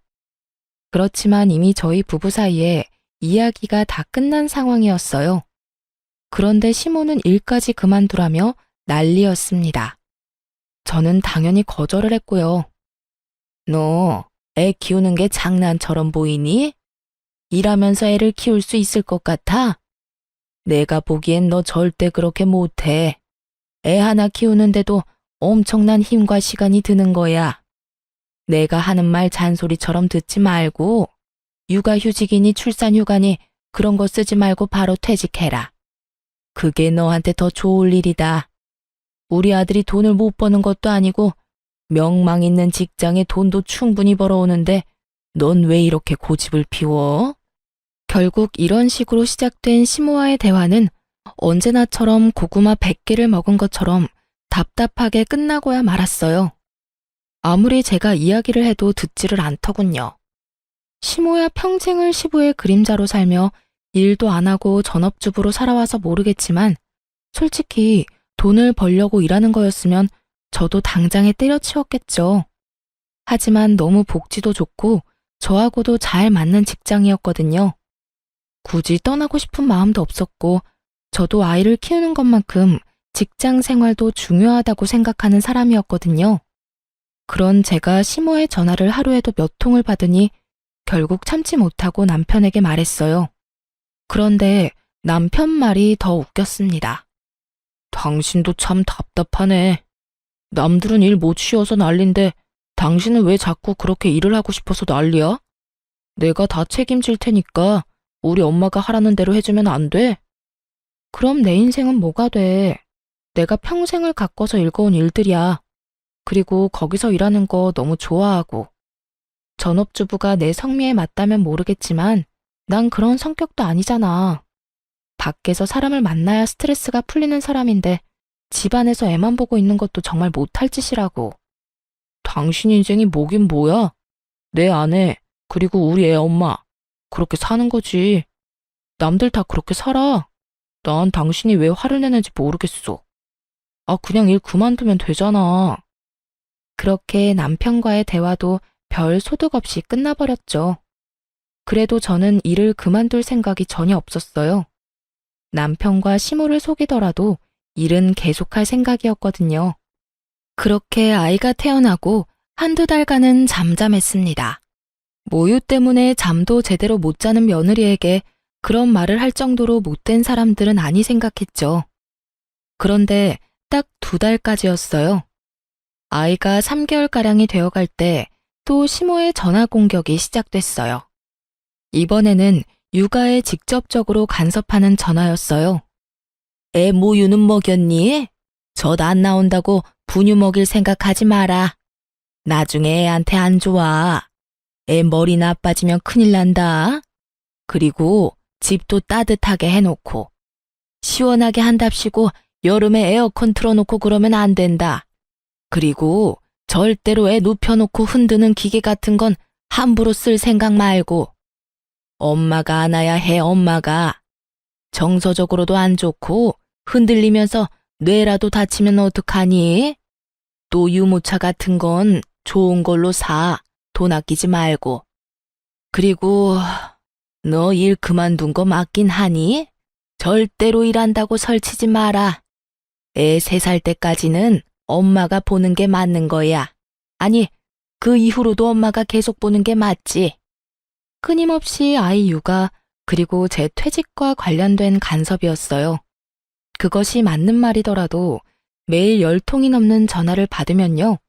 이게 걱정이라는 생각이 전혀 안 들거든요. 와서 돌봐줄 생각은 없으시면서 매번 말로 사람을 채근하며 애가 아프기라도 하면 제 탓인 양 말하는 걸 보고 정말 스트레스를 엄청 받았어요. 그 뒤로는 전화도 걸러서 받았어요. 몇 번 받지 않은 적도 있었죠. 그럴 때마다 애가 귀가 예민해서 벨소리가 날 때마다 깨기 때문에 무음으로 해놨다고 했어요. 그렇게 애가 8개월쯤 되자 점점 저도 힘들어졌어요. 애 키워보신 분들은 잘 알 거예요. 애가 아무리 말을 잘 들어도 함께 있는 게 행복해도 몸이 힘들고 축나는 건 어쩔 수 없다는 걸요. 차라리 일을 하는 게 더 낫다 싶을 때가 있다는 걸요. 저도 그랬어요. 게다가 시모의 전화 때문에 오기도 생겼거든요. 저렇게 일 그만두라고 하면 일이 하고 싶어지더라고요. 그래서 가까이 사는 친정엄마에게 고민 상담을 좀 했어요. 친정엄마가 그러더군요. 그래, 네가 도와줄 사람이 없다면 또 모를까. 이렇게 든든한 엄마가 있는데 걱정하지 마. 내가 귀여운 손녀 잘 키워줄 테니까 걱정하지 말고. 너무 고마운 마음에 매달 돈도 드리고 애가 어린이집에 들어갈 13개월까지만 봐달라고 했죠. 만 1살이 되면 어린이집 보낼 생각이었거든요. 그렇게 일에 복귀를 하니 정말 좋더군요. 집안에 있을 때는 애 때문에 집안일 때문에 이래저래 신경을 많이 쓰고 스트레스도 받았는데 일을 하러 오니 스트레스를 받을 일이 없더군요. 저만 잘하면 크게 문제 생길 일이 없는 게 일이잖아요. 그런데 제가 멋대로 일을 시작했다고 생각한 건지 시모가 제게 전화를 시도 때도 없이 걸기 시작했어요. 그런데 이번에는 새벽이며 한밤중이며 가리지 않았던 거예요. 아이 때문에 전화를 했을 때는 거의 대부분이 낮이었거든요. 그런데 일을 시작하고 나니 밤 11시, 새벽 4시 일을 하고 있는 시간까지 하루에 20통 넘게 제가 전화를 받을 때까지 하실 때도 있었어요. 나는 걱정이다. 너 이렇게 일한다고 설치다가 나중에 애한테 집중 못할까봐 걱정이고 네가 돈 많이 버는 거야 내가 알지만 아들만 벌어도 되는데 왜 자꾸 너까지 설치는지. 그냥 집에서 쉬면서 애나 보면서 내조나 하렴. 너까지 밖으로 나돌아다니지 말고. 받을 때마다 이 용건이었어요. 누군가 들으면 굉장히 차분히 타이르는 말투였죠. 그리고 어떤 사람들이 들으면 참 며느리를 쉬게 해주려 노력하는구나 싶을 정도였죠. 하지만 그 의도는 전혀 그런 것이 아니었어요. 아이를 위해 제 인생을 희생하는 게 맞는 거다 라며 거의 세뇌 수준으로 말하고 있는 거였죠. 게다가 새벽과 한밤중에 전화해서 그러는 건 정말 말도 안 되는 일이잖아요. 저도 이쯤 되니 무슨 조치를 취해야겠다는 생각이었어요. 새벽이나 한밤중에 시모에게 전화가 오면 남편에게 전화를 바꿔줬어요. 한창 잘 자는 남편을 깨워서 말이죠. 처음에는 남편도 시모에게 차분히 이야기했어요. 장모님이 애 잘 봐주셔서 포동포동하게 살도 많이 쪘고 와이프 일하는 것도 경제적으로 도움이 많이 되니 좋다고 말이죠. 그렇지만 그렇게 말해도 그때뿐이었어요. 그 다음에도 똑같은 용건으로 전화가 오고 전화가 올 때마다 제가 남편을 깨우니 남편이 울컥하며 제게 한마디 하더군요. 엄마가 당신한테 전화하는 건데 왜 자꾸 나한테 바꿔주는 거야? 나도 잠 좀 자자. 자, 누가 자지 말래? 근데 당신 어머니가 했던 이야기하고 또 하고 또 하는데 그럼 내가 어떡해. 우리 엄마 같았으면 스팸 처리하고 무음 처리하고 안 받으면 그만이지만 시어머니잖아. 안 받았다가 또 무슨 잔소리를 어떤 식으로 들을 줄 알고 그래? 불만이면 당신이 어머님한테 잘 이야기해서 그런 시간에는 전화 안 오도록 하면 되는 거 아니야? 그러게. 그냥 엄마 하는 말 들었으면 되잖아. 괜히 당신이 일한답시고 난리치는 바람에. 그럼 매달 부모님 용돈 누구 돈으로 줘? 일 그만두고 양가 부모님한테 드리는 용돈 드리지 말까? 제 말에 남편 놈 입이 꾹 다물어지더군요. 아무리 남편 직장이 안정적이면 뭐해요. 혼자 벌어서 살 수 있을 만큼 대한민국이 녹록한 곳은 아니잖아요. 둘이 벌어도 쪽박차기 십장인 곳에서 왜 버리라니. 게다가 애가 크면 돈 들 곳이 더 많은데 어떻게 제가 일을 그만두나요?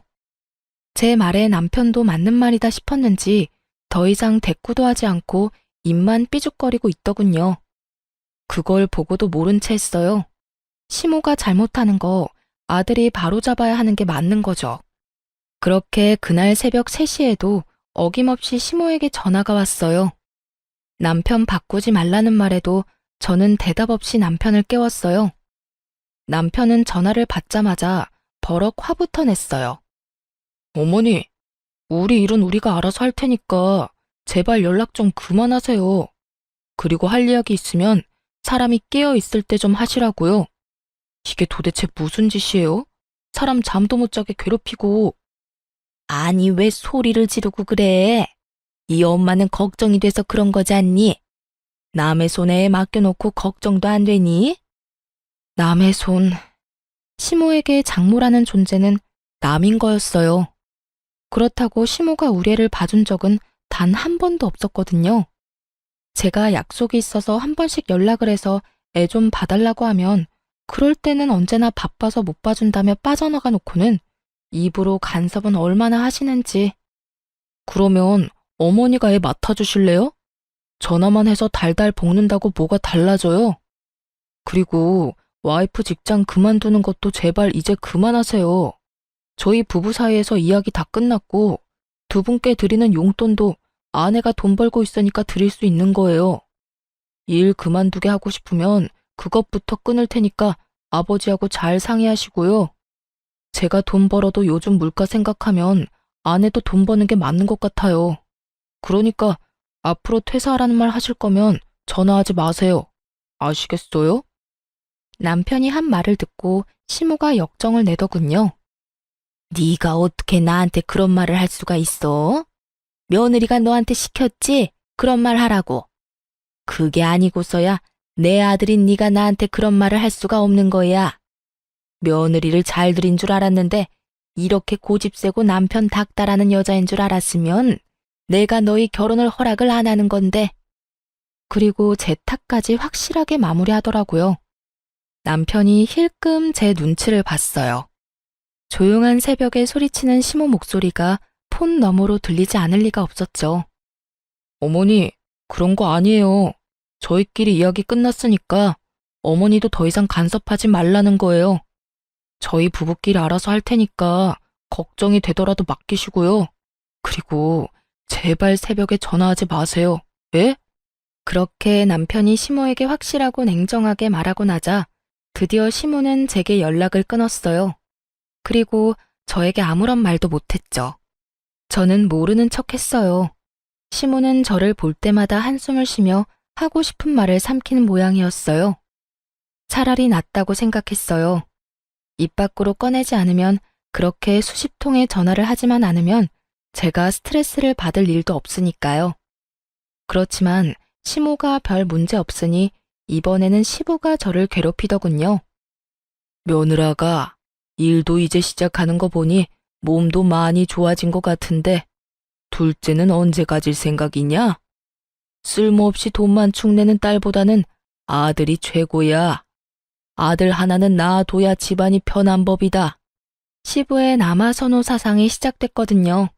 요즘 같은 시대에 무슨 시대에 덜 떨어진 생각인가 싶겠지만 실제로 그렇게 생각하는 사람이 생각보다 많아요. 그리고 나이가 많으면 많을수록 아들이 전부라고 생각하는 사람은 더 많은 법이죠.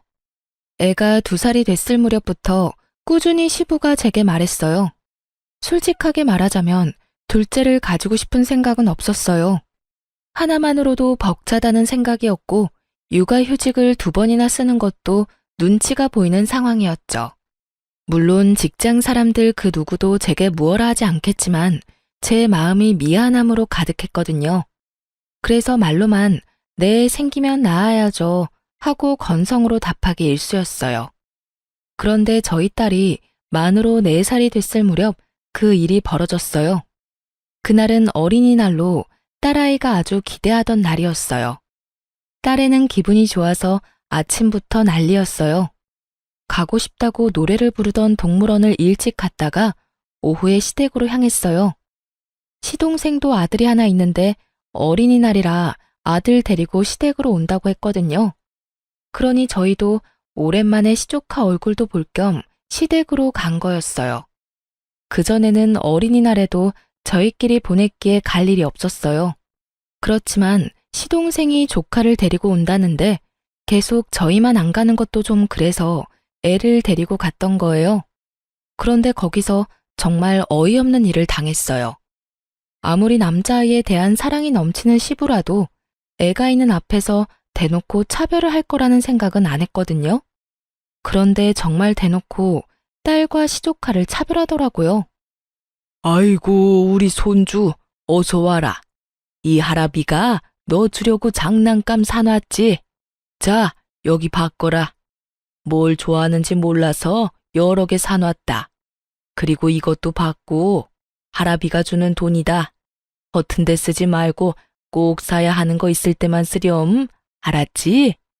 그리고 간식 먹고 싶으면 네 간식 사놨으니까 가서 먹고. 할아버지, 고맙습니다. 시조카만 아주 기분이 좋아서 난리더군요. 그걸 바라보는 딸도 자신에게 올 장난감을 기대하고 어깨를 들썩들썩하고 있었어요. 저와 남편이 어린이날 선물로 장난감을 사주긴 했지만 사촌 오빠와 할아버지의 모습을 보니 기대를 할 수밖에 없었던 것 같아요. 그런데 시부는 저희 딸은 무시하고 저한테 이야기하더군요. 너도 왔냐? 그래, 둘째는 준비하고 있어. 이번에는 의사한테 이야기해서 신경 좀 잘 써달라고 하거라. 집에 아들이 있어야 하는 법이야. 그래도 네 남편이 장남인데 딸랑 딸 하나면 나중에 재산은 어떻게 지낼 셈이냐? 내년에는 아들 낳을 수 있도록 힘 좀 써봐. 일만 하지 말고. 알았지? 저는 대답 대신 딸아이를 앞으로 내밀었어요. 딸, 할아버지한테 인사드려. 그래, 잘 쉬다 가거라. 시부는 딱 그 한마디만 하고 휙 자리를 뜨더군요. 도련님네 가족들도 있었는데 저는 기분이 팍 상했어요. 어린이날 찾아온 손자에게는 어화둥둥 장난감이며 용돈이며 간식이며 왕창 사다 주며 좋아하던 시부가 저희 딸에는 안아주지도 않는 그 모습이 너무 속상했거든요. 열받은 제가 표정 관리를 못하자 시부가 슬쩍 저를 보더니 제 딸에게 한마디를 더 거들었어요. 우리 손녀, 출가 외인이라는 말 아냐? 어차피 너는 크면 우리 집안에서 나갈 사람이라 쓸데없이 돈 쓸 필요가 없다. 우리 집에 와서 어린이날이랍시고 뭐 받을 생각하지 말거라. 그러고는 피곤하다며 방으로 들어가 버리더군요. 그리고 그런 제 옆에서 도련님이 웃으면서 그러더군요. 형수님, 그러니 아들이라도 낳지 그러셨어요. 둘째는 꼭 아들 낳으세요. 예? 그 말을 듣는데 더 열받더라고요. 둘째를 아들을 낳은들 지금 제 안에 있는 딸애가 이렇게 상처를 받았는데 생기지도 않은 둘째를 들먹이는 것도 웃겼고 이 상황을 우스갯소리처럼 넘기려는 도련님의 행동도 정말 무신경한 일이라는 생각이 들었죠. 결국 열받아서 상처 입은 딸애를 데리고 시부모에게 인사도 하지 않고 나와버렸어요. 저 지독한 남아선호 사상 때문에 제 딸에게 상처를 주고 싶지 않았어요. 앞으로 2번 다시 안 올 거야. 남편에게 말하고 친정으로 애를 데려갔어요. 저희 친정은 제 딸이 첫 손주이기도 하고 어릴 때부터 봐주셔서 그런지 무척 좋아해 주셨거든요. 역시나 좋아해 주셨어요. 장난감도 많이 준비해 주셨고 요즘 아이가 좋아하는 예쁜 드레스에 딸애가 좋아하는 음식으로 저녁까지 만들어 두셨더라고요. 행복하게 웃는 딸 모습을 보며 이게 정상적인 거 아닌가 하는 생각을 했죠.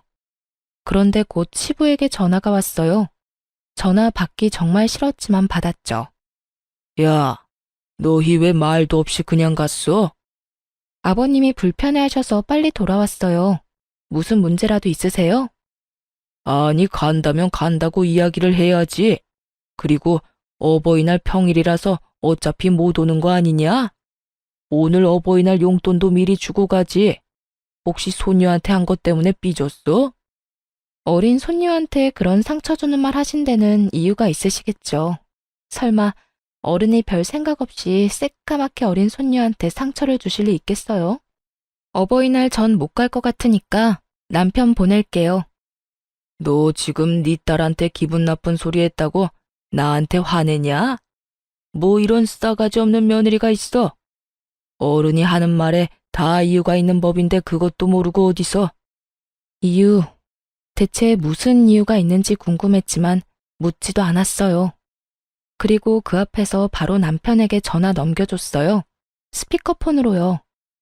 남편이 완전히 당황했어요. 눈앞에 보이는 장인 장모의 표정이 살벌했으니까요. 남편이 제가 건네는 전화를 받더니 얼른 스피커폰부터 꺼버리더군요. 그리고는 밖으로 전화기를 들고 나가버렸어요. 그걸 보던 저희 친정엄마가 그러더라고요.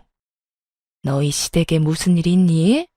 시아버지가 왜 저렇게 화가 나셨어? 화는 내가 내야지. 4살밖에 안 된 손녀딸한테 출가 외인이라고 쓸데없는데 돈 쓰기 싫다면서 시동생 아들하고 엄청 차별하셨어. 아무리 아들이 좋다고 해도 그렇지. 대놓고 딸 앞에서 딸한테 상처 준 거 나는 못 참아. 속상해서 눈물을 글썽이는 제 모습에 친정엄마가 저를 토닥여줬어요. 그 뒤에 돌아온 남편은 제게 눈치를 주며 일찍 가자고 하더군요. 저는 그러고 싶지 않아서 그 눈치 뚝 끊어먹고 친정에서 실컷 애 놀게 만들었어요.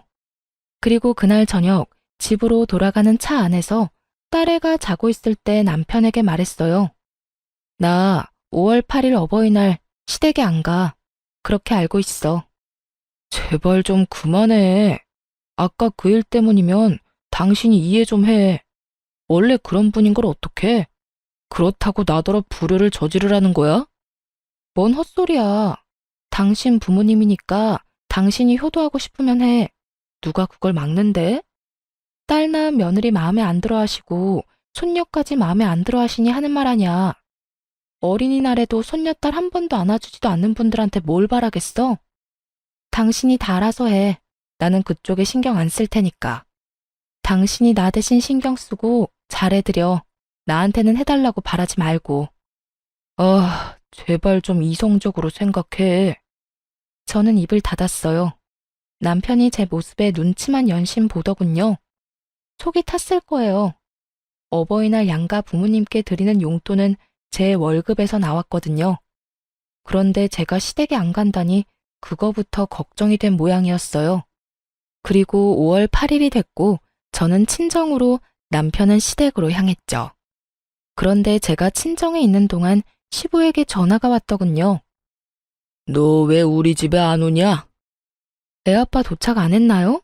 그 사람이 가기로 했는데요. 너는 뭐하고 안 와? 아들이 너 안 와서 용돈 없다고 하던데. 어버이날 용돈 100만 원 안 줄 거야? 저한테 돈 맡겨놓으셨어요? 용돈 100만 원을 왜 저한테 와서 찾으세요? 저도 돈 없어요, 아버님. 아드님 능력 좋은데 아드님한테 요구하시면 되죠. 저한테까지 전화하시는 이유를 모르겠네요. 멀쩡한 아들을 놔두고 싸가지 없는 며느리한테 전화를 왜 하셔요? 너 저번에 어린이날 있었던 것 때문에 이러는 거면 그 말에 저는 대답조차 안 했어요. 눈치를 챈 거죠. 그것 때문에 제가 기분이 나쁘다는 티를 팍팍 냈으니까요. 시부는 그 상태로 전화를 뚝 끊더군요. 그런데 그 뒤에 저희 엄마에게 전화가 왔어요. 시부가 대뜸 저희 친정 엄마에게 전화해서는 물어보는 거예요. 사돈, 내 하나 물어봅시다. 딸이 용돈으로 얼마를 받았습니까? 용돈 줬지요? 저희 엄마가 당황한 듯 전화기를 들고 우물쭈물 하더군요. 저는 엄마 전화기를 뺏어서 꽥 소리를 질렀죠. 아버님, 저희 어머니한테 용돈 100만 원 드렸어요. 솔직히 엄마가 우리 애도 봐주고 반찬도 해주셔서 100만 원도 모자라는 생각이 들 정도거든요. 그리고 이번 어린이날에도 우리 딸한테 돈을 많이 쓰셔서 그만큼 다 돌려드렸어요. 그런데 그게 그렇게 궁금하세요? 아드님한테 돈 달라고 하시면 되지. 왜 뜬금없이 저희 부모님한테 전화해서 이런 무례한 행동 하시는 거예요? 지금 저희 어머니한테 전화해서 돈 얼마 받았냐고 추궁하는 거 얼마나 무례하고 생각 없는 일인지 모르시는 건 아니죠? 결국 제 입에서도 좋은 말이 안 나왔어요. 그랬더니 시부가 욕을 어찌나 하던지. 부모가 다 똑같은 부모지. 왜 너희 부모한테만 용돈을 줘? 그리고 무례해? 네가 먼저 싸가지 없는 짓 안 했으면 나도 이런 짓 안 했지. 너 돈 좀 번다고 유세 떠는 거냐? 어버이날 챙겨야 할 부모가 4분이나 있는데 저 혼자 다 어떻게 책임지나요? 남편은 남편 부모님 챙기는 거고 저는 제 부모님 챙기는 건데 왜 화가 났는지 모르겠네요. 그리고 솔직히 시댁에서 저희 애랑 저희한테 신경 쓰신 적은 있어요? 어린이날에도 어린애들 차별하는 거 보고 기도 안 찼는데 이제는 전화와서 당당하게 용돈까지 요구하시고 필요하면 제 남편한테 말씀하세요. 그리고 제가 싸가지 없는 짓을 왜 했는지 잘 생각해 보세요. 나이값도 못하고 손녀딸한테 출가 외인이네 어쩌네. 애 상처받는 소리만 하는 것도 열받는데 뭐 좋다고 용돈까지 드리겠어요? 안 그래요?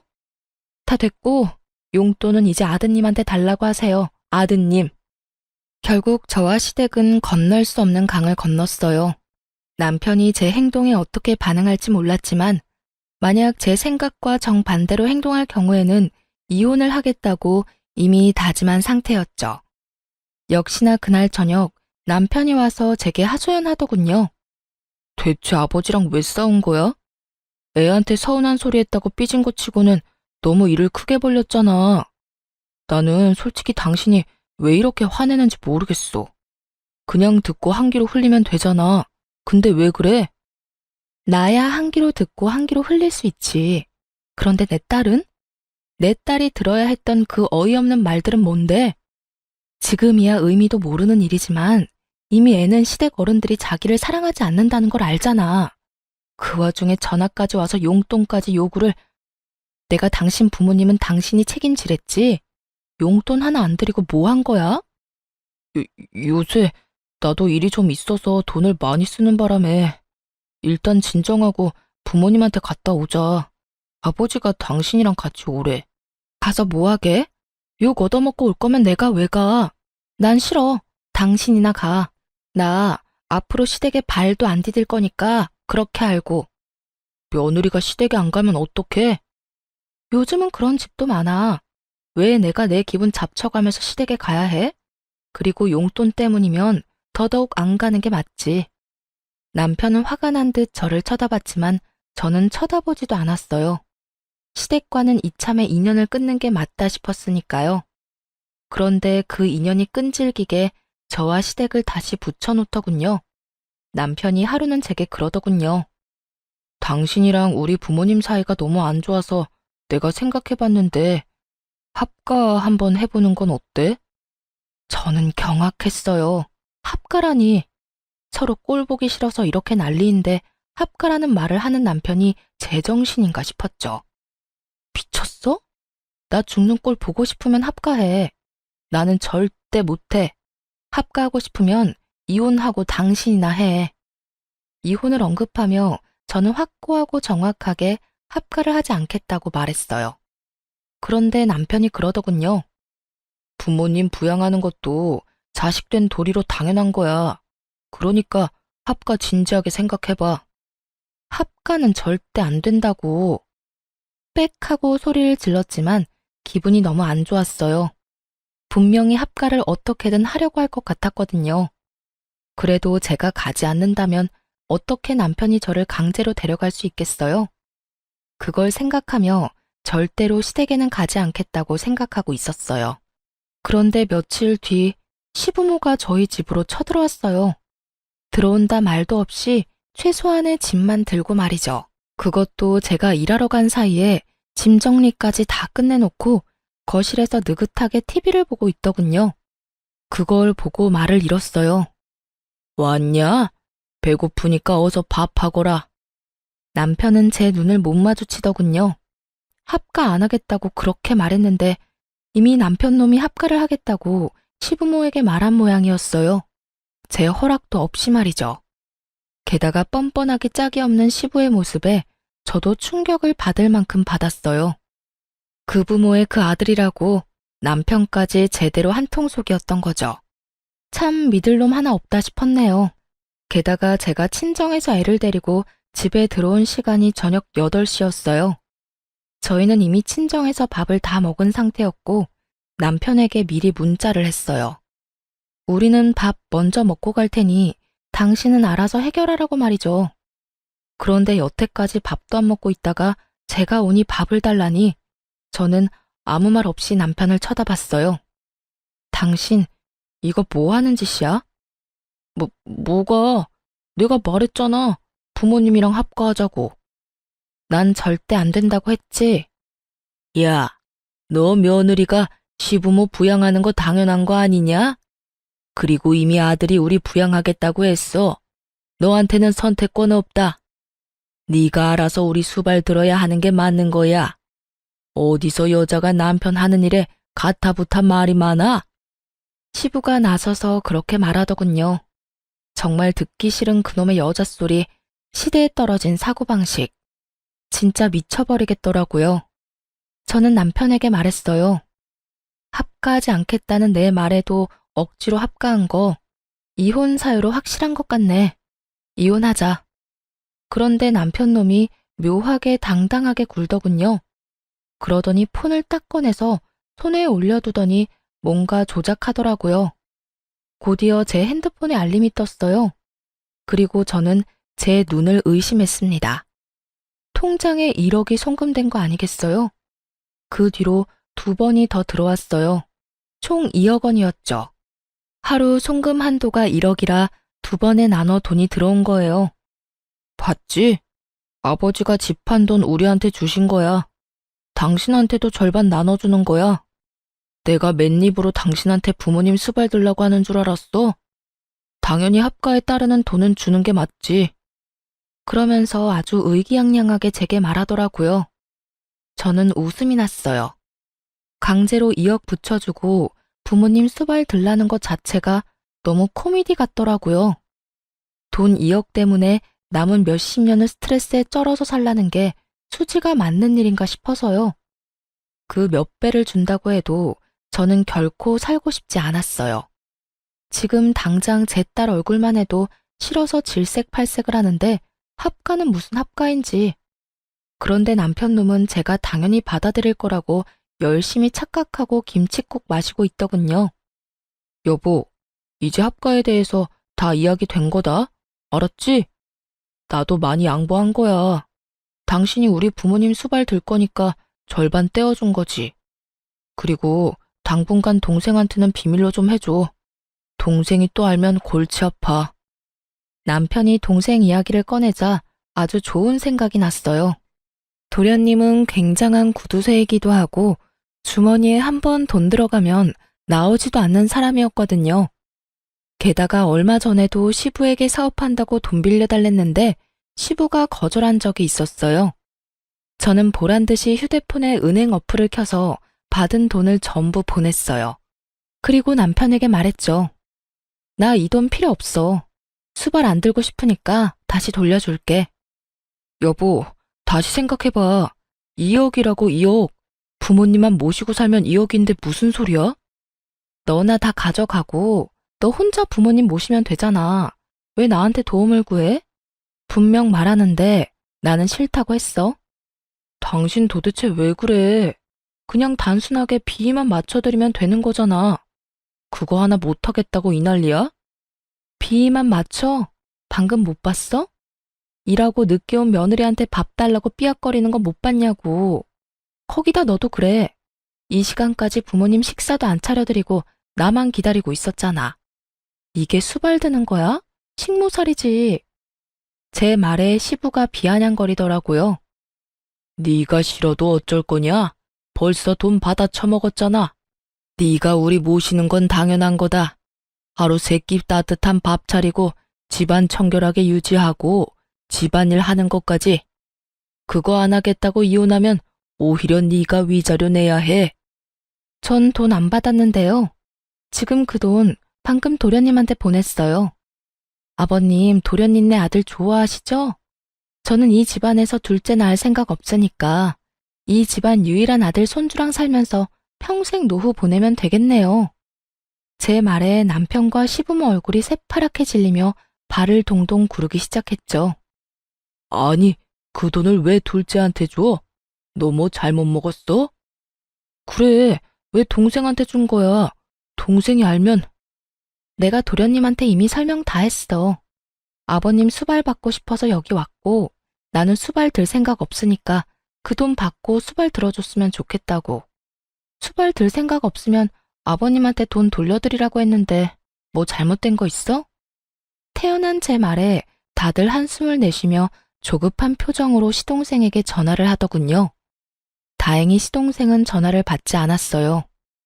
2억을 꿀꺽할 것 같다는 두려움이 생긴 세 사람은 시동생 집으로 향했어요. 2억의 행방을 찾기 위해서 말이죠. 저는 그 사람들이 나가자마자 시동생에게 문자로 연락을 남겼어요. 아버님네 집 매매금이 4억이었던 것 같네요.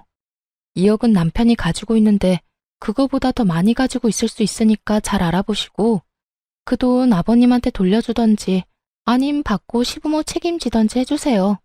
합가하기 전에 이혼부터 할 것 같아서 방금 받은 2억 도로 보내드리는 거예요. 금방 정리될 문제는 아닐 테니 이 인간들이 일찍 돌아오지는 못할 거라고 생각했어요. 그 틈에 저는 현관 도어락 비밀번호부터 바꿨어요. 그리고 집안에 있던 시부모 물건들과 남편 물건들이 보이는 족족 모조리 현관 밖으로 던져버렸어요. 다행히 시부모 짐도 아직 다 벌려놓은 게 아니었고 남편 짐도 그리 많은 건 아니었던지라 정리는 생각보다 빨리 끝났거든요. 그리고 자정이 다 되어갈 때쯤 세 사람이 집으로 돌아왔더군요.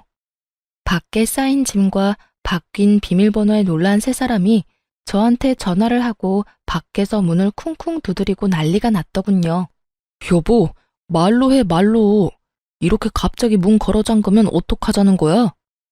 말? 당신은 나한테 말하고 그딴 짓 저질렀던 거야? 내가 분명히 싫다고 이야기했지. 그거 무시하고 돈 억지로 손에 쥐어주고 수발 들어라 마라 한 건 잘못 아니야? 당신은 진짜 선 크게 넘었어. 난 무조건 당신이랑 이혼할 거야.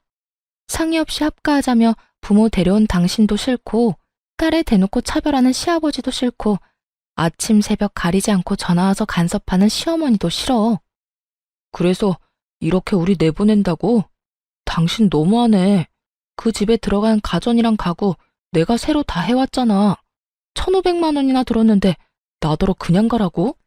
남편이 저희 집에 들어올 때 당시 있던 헝 가구들은 다 버리고 남편이 새로 싹 다 해왔거든요. 그때 거의 1,500만 원쯤 들긴 했어요. 저는 어이가 없어서 남편에게 말했죠. 내가 당신 부모님 용돈 챙겨드린 것만 해도 1,500 넘을걸?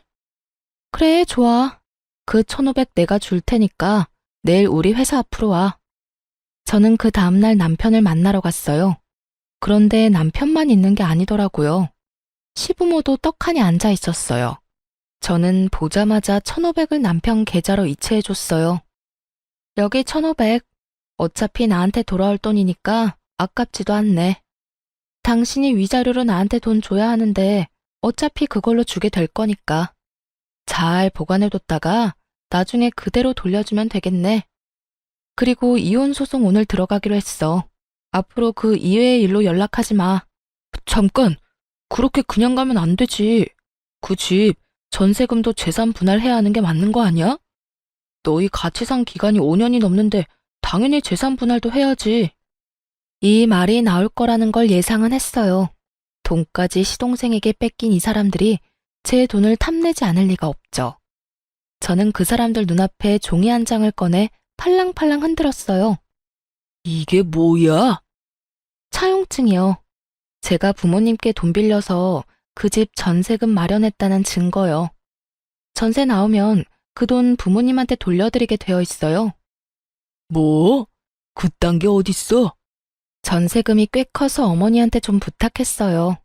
5천만 원 넘게 현금 거래하면 증여세 내야 해서 차용증을 쓴 거죠. 그래서 이 집 계약 만료돼서 전세금 나오면 싹 다 친정에 다시 돌려줘야 해요.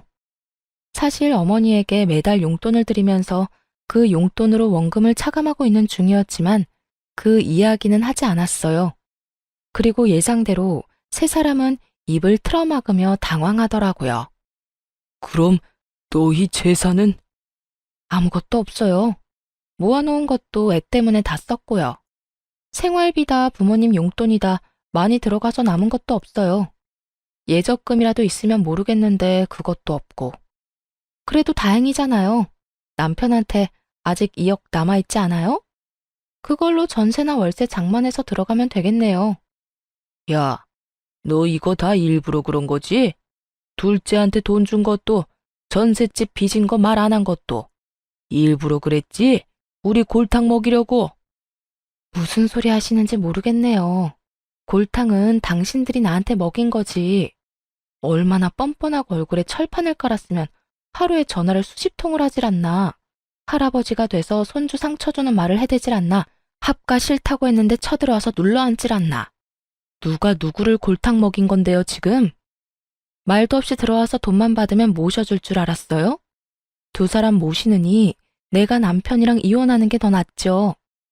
그러니까 앞으로 연락하지 마세요. 본인들 앞길 본인들이 알아서 개척하시고. 아니, 손이 없어요, 발이 없어요? 아직까지 팔팔하시면서 왜 며느리한테 빌붙으려고 하세요? 그것도 그렇게 괴롭히고 못살게 굴던 며느리한테. 좋아하시는 도련님네 가서 편하게 사세요. 손자 재롱도 보시면서. 그렇게 소리치고 저도 집으로 돌아와 버렸어요. 남편이 뒤따라와서 저를 붙잡고 늘어지더군요. 여보, 이렇게 화낼 줄 정말 몰랐어.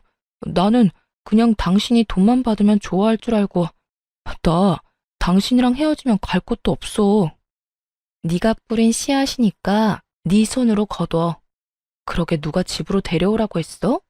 순간 눈앞에 돈에 눈이 멀어서 넌 나를 팔아먹은 거나 마찬가지야. 돈만 주면 다 되는 거야? 그 스트레스로 내가 죽어나가는 건 보이지도 않냐고. 몇 번을 내가 말하고 당신한테 이야기했잖아. 두 분 부모님 때문에 힘들다고. 멀리해도 모자랄 판에 집에 데려오는 짓을.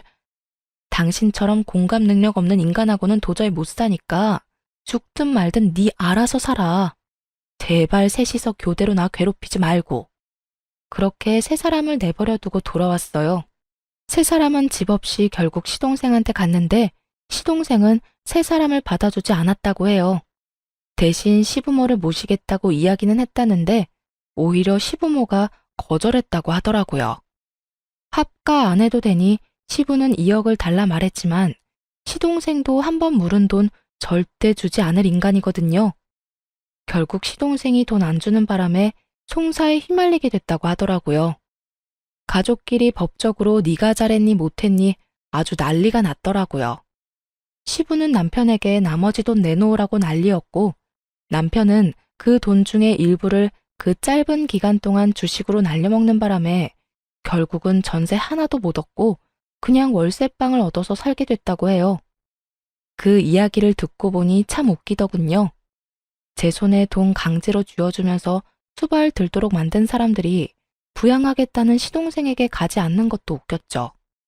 왜 안 갔나 싶었는데 알고 보니 동서가 두 분을 모시는 걸 그렇게 반대했다고 하더라고요. 집에 들어오면 무조건 요양원 보내버리겠다고 했다니 결국은 시부도 시모도 시동생 집에 들어갈 생각도 못한 거죠. 그 상황에 돈은 돌려줄 생각도 하지 않고 있으니 시부모도 화가 났을 거고 결과는 서로가 서로를 까내리는 모양새가 된 거죠. 이쯤 되니 그런 생각이 들더군요. 시부모에게 당한 며느리가 나 하나뿐만은 아니었구나 하는 생각요. 동서도 아들 낳은 것을 제외하고서는 시부모에게 저와 비슷한 일을 당했을 테죠. 그러니 절대로 부양 못한다고 했을 테고요. 집에서 새는 바가지가 다른 데서 안 셀 리가 없잖아요.